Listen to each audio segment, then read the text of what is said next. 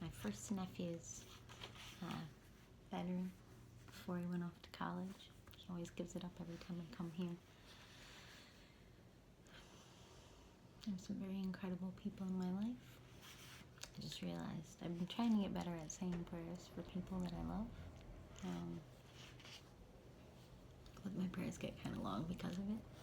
Hold on. Let me just bring these people to mind. I actually start with myself. I ask for blessings for myself.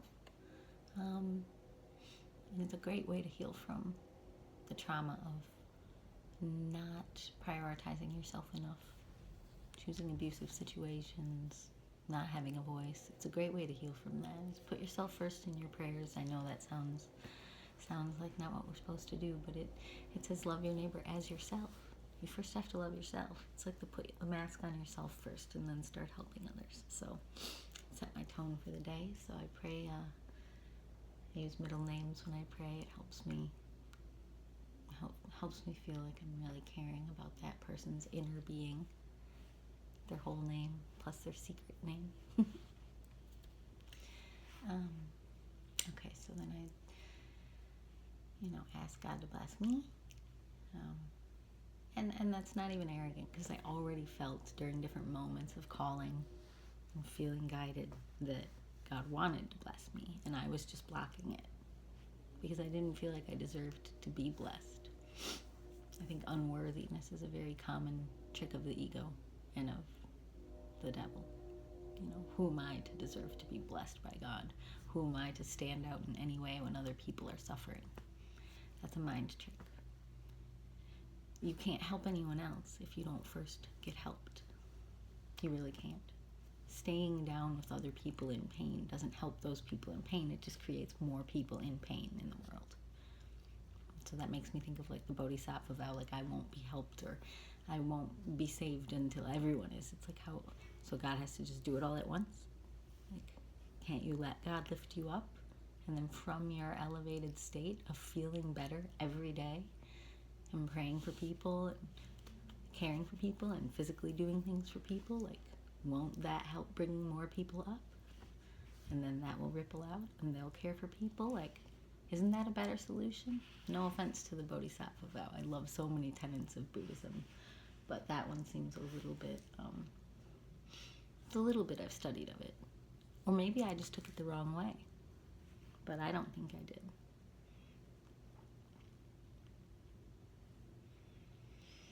There are so many ways to help. You don't have to help in the ways that looks the same to the people around you. Anyway, I was writing a song. Oh yeah, and I'm doing my prayers. Maybe I'll do my prayers after the video. So I was just journaling and writing some feelings, kind of about getting back into the Bible. And then for a while when I was reading the Bible, some of the people closest to me didn't mean to say it, but I take things too seriously. Like my boyfriend thought I shouldn't have bangs or shouldn't wear hats at one point, as in that was just like his preference. Sorry, Brian. But like he said it really casually, like he didn't really care. But then I stopped wearing hats for like 2 years. It was just like crazy. He was like, what? Why are you doing that? You like hats. Stop it. And I'm like, because you said you didn't like hats. Girls do not do this. Guys do not do this. Don't do that. Anyway. So, but someone kind of did that to me about certain spiritual books. And I took it too seriously. Like, oh, only read, I don't even know. Only read the Bible and nothing else spiritual, because it might be blah, blah, blah. It's just like, I got way too extreme and I got way too anxious, because all those books have helped me in my life. And if you can create a whole, like, system to help you, I think you'll be in a better position. And the Tao Te Ching is just about worldly wisdom.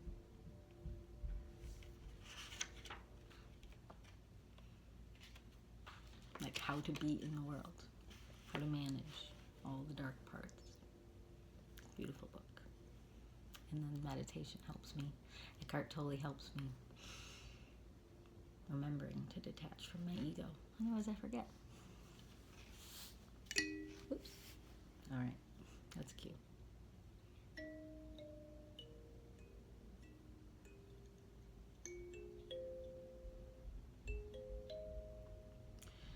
The monster at the end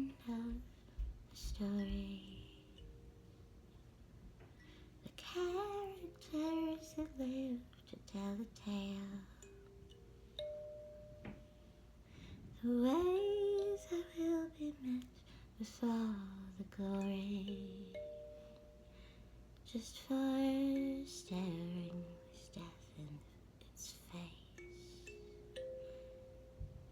like we all do,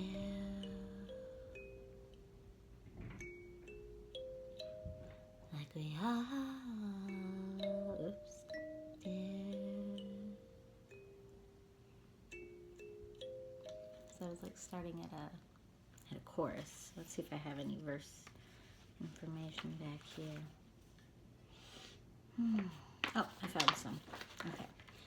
My songs usually come out of just rambling, and then, as you can see from YouTube, but even 10 years, 15 years, 20 years before I YouTubed,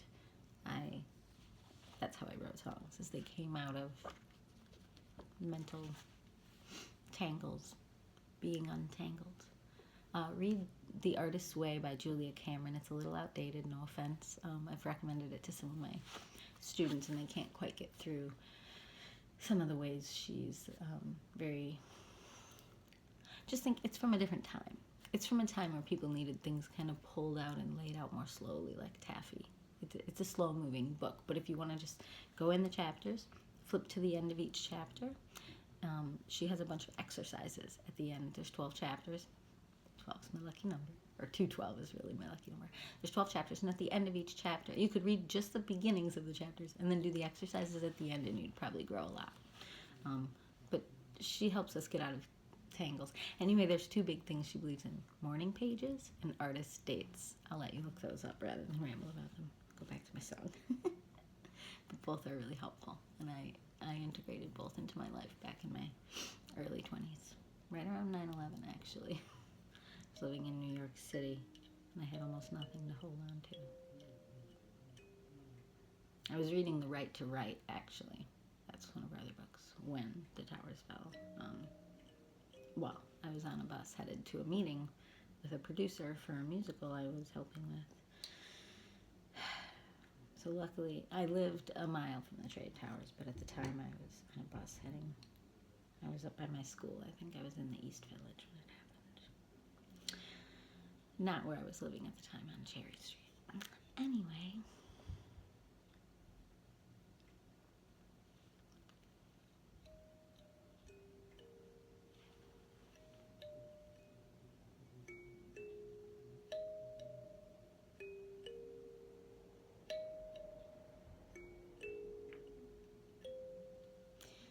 Let things grow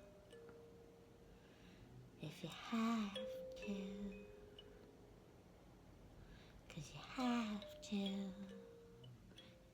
you know. We always have to, even if we don't want to, 'cause it's what things do, you know. The monster at the end of the story, the characters that live to tell the tale, the ways that will be met with all the glory, just for staring this death in its face, like we all do, like we all do.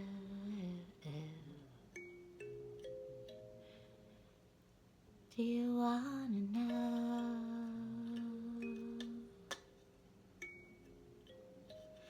Do you wanna know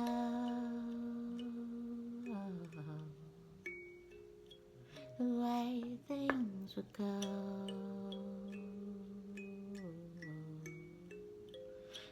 I don't think you do.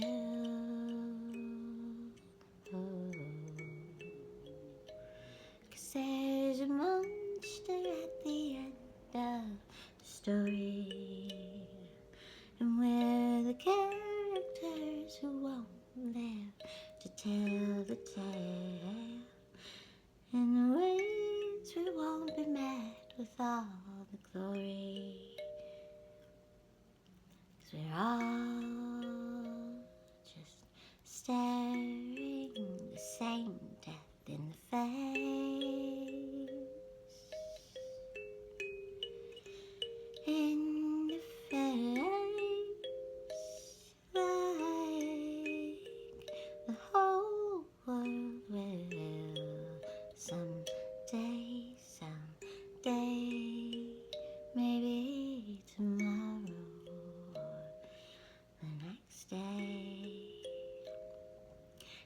okay. Doesn't feel okay. It'll never feel okay till we get away, till we run away, till we move away from this place, from this place, from this place, like we all do.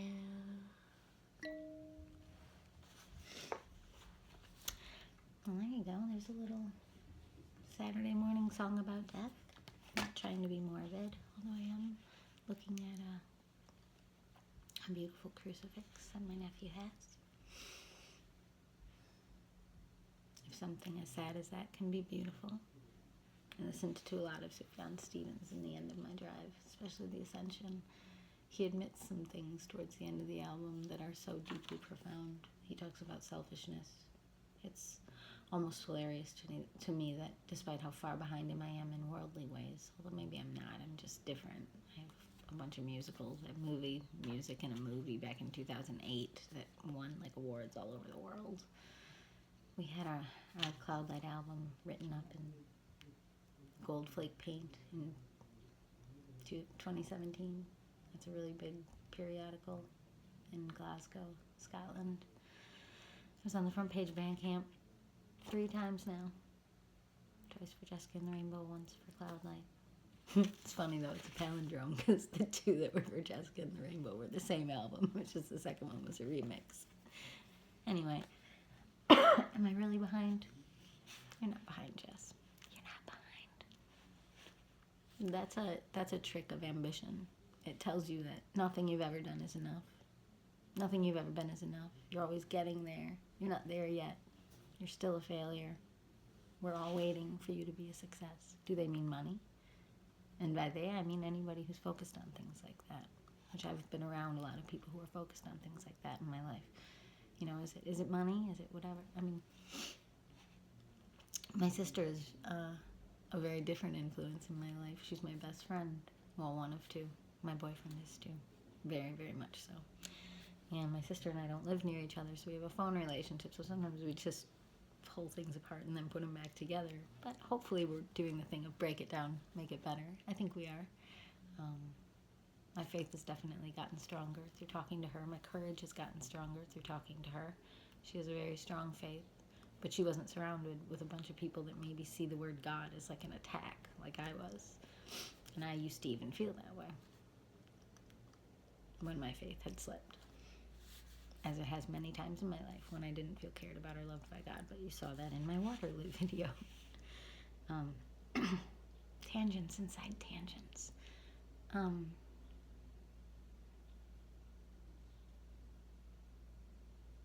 Ambition. Yeah.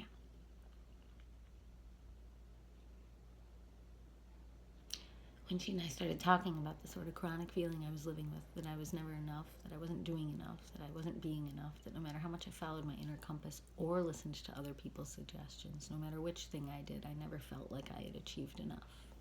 Because that feeling of I'm not enough is a trick of the devil, in my opinion. It's a trick of the ego. It's focused on me. Me. Even if the only thing you want as me is your parents' approval. And by the way, my parents already approve of me. They love me. They just maybe don't, want me to suffer. But I think that's a natural parental emotion. If your parents don't want you to suffer, it means they care about you. But they may be saying it in ways that you don't understand. But my parents don't even give me advice anymore. It's not like that. It's just sort of the ghosts of my parents' advice in my head. Or it's the witnessing of people inside my own family who are doing life very differently than me, and how that can make me feel. And I wonder how that looks for like my nieces and nephews as they grow up and get older, how it will feel to witness people inside their own family all doing things very differently, and what different influences those can be, and how hard it might be for them to find themselves. But the feeling of it's never enough or I'm never enough has been life-stealing for me. I am enough. And everything I've done is enough. I'm already on par with Sufjan. Like, does Sufjan have 900 rambly YouTube videos? No. Did he have movie music for a really cool, weird indie gay movie musical in 2008? It's called Were the World Mine, and it's hilarious. It's a really good movie. It's based on Midsummer Night's Dream. No, he had other successes, I'm sure, but he didn't have that movie. I like that movie. It's a great movie. It's really funny and fun, and it's a gay movie musical at a time when that was a little riskier to do. And I don't want to get into my feelings. I keep my feelings around my own sexuality private because of my trauma. But I love my life with my partner Brian, and everything is good.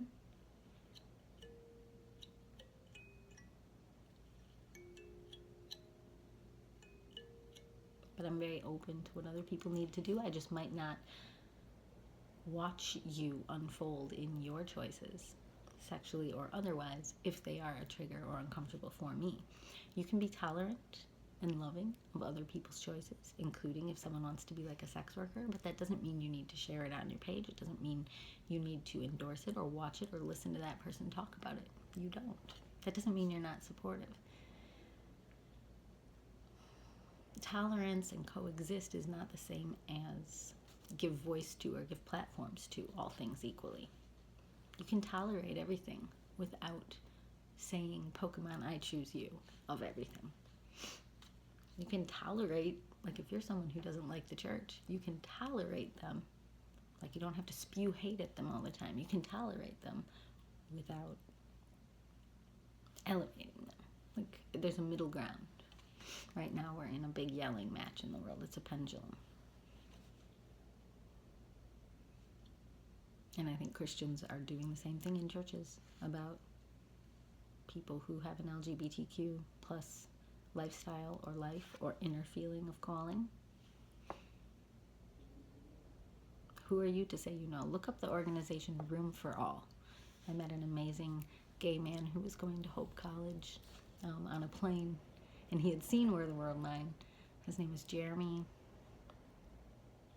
Bork, I think. Anyway, he was going to school. He was a very openly gay man going to school. Like, this is common. There are tons of gays in ministry. Tons. So the churches that are like railing against that, I just feel like it's back to that topic of being against things. That's more like ego, it feels like. Like, we know the right way. We know what to do. Here's the scripture. It's like, you know how many parts of scripture you are ignoring while you're saying that sentence? There's the whole one about the log in your eye while you're trying to take the thorn out of someone else's, or the little fleck of wood out of someone else's. It's like, dude, your hypocrisy is showing. It's huge. Even if being gay was a sin, even if that was true, the way they're doing it, they shouldn't even be doing it. It's all wrong.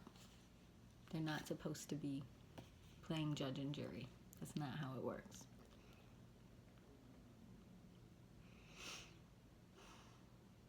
So, hating hate doesn't work, and hating people or people's choices doesn't work. It doesn't bring you peace, and it doesn't bring you clarity of who you are. I shouldn't even be hating witches, probably, because I don't actually hate the people who choose witchcraft. If that's what you love to do, I just have learned I have to speak out against that because, maybe I don't.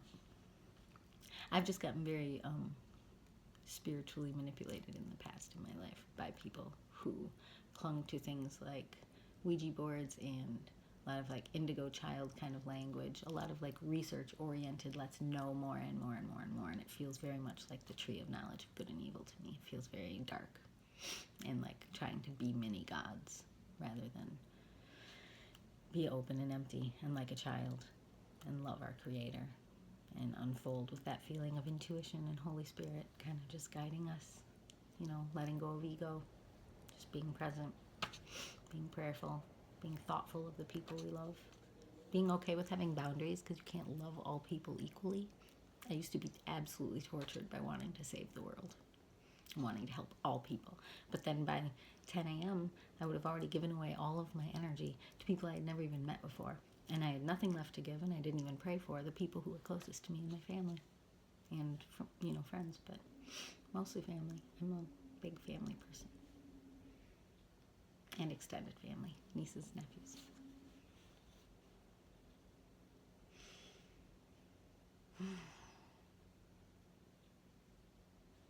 When I have energy, I pray for a lot more people, but mostly I just, on a daily basis, it's a good practice for me to just remember to just ask for the people who've given me the most and who are the closest to me to be blessed.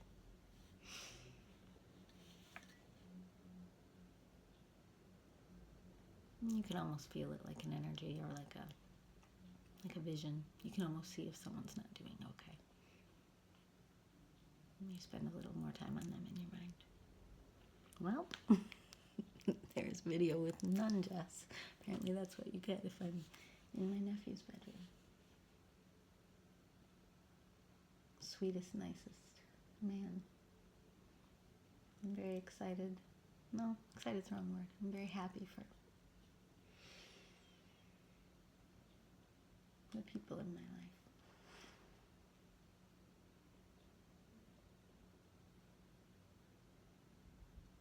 Okay, well, there's my morning journaling, but YouTube style and songwriting style. Bye.